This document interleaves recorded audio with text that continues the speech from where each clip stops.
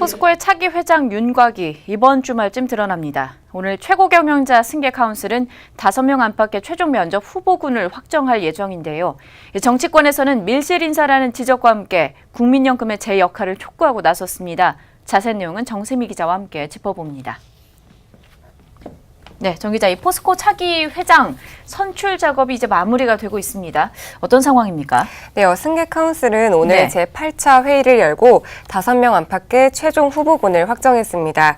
하지만 이전과 동일하게 후보자 명단이 공개되지 않아 하마평만 무성한 상황인데요. 네. 내부에서는 오인환, 장인화, 포스코 대표이사 등이 외부 인사로는 구자영 전 SK이노베이션 부회장, 그리고 이희범 전 산업자원부 장관 등이 최종 후보로 거론되고 있습니다. 포스코 측은 후보자의 사생활을 지키고 외압 가능성을 차단하기 위해 공개하지 않는다는 입장인데요. 이후 승계카운슬은 최종 면접 대상자를 CEO 후보추천위원회에 제안합니다. 이번 주말쯤 2차례 심층 면접으로 최종 1인의 후보가 이사회에 추천될 예정인데요. 7월 말쯤에 주주총회를 통해 최종적으로 포스코의 차기 회장이 결정될 것으로 보입니다. 그런데 선출 방식에 대한 문제가 계속해서 제기가 되고 있습니다.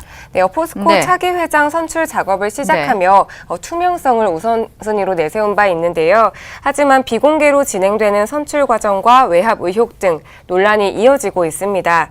기존 위원회와는 별도로 승계카운슬을 만들며 논란은 시작됐는데요. 특히 전현직 임원과 가까운 인사들이 포함돼 포스코와 마피아의 합성어인 포비아가 되는 것 아니냐는 의혹도 제기됩니다. 이를 두고 정치권에서는 문제 제기가 이어졌습니다. 권칠승 더불어민주당 의원은 오늘 기자회견을 열고 승계카운슬을 중단할 것을 촉구했습니다. 권 의원은 불투명성을 해소하고 대안을 모색해야 한다는 입장입니다. 국민기업 포스코의 CEO 리스크 해소를 위한 국민연금의 역할입니다. 최근에 이제 스튜어드십 코드나 등등 이런 것 때문에 국민연금 역할에 대해서 문제 제기가 많았는데요. 이어 추혜선 정의당 의원도 기자회견을 열고 경영난에 책임 있는 인사들이 후보군에 포함된 것을 강하게 비난하기도 했습니다. 이와 함께 국민연금이 좀 제 역할을 못한다, 이런 지적도 있습니다. 네, 국민연금의 주주권 행사가 확대돼야 한다는 그런 주장입니다. 이러한 내용의 포스코미래 50년을 위한 긴급 좌담회가 오늘 오전 국회의원회관에서 열렸는데요. 최요한 경제평론가와 안진걸 민생경제연구소 소장 등이 참석했습니다. 포스코 최대 주주인 국민연금이 사회이사를 선임해 회장 인선 과정에 참여해야 한다는 건데요. 실제로 국민연금은 1분기 말을 기준으로 포스코 지분을 약 11% 보유하고 있습니다.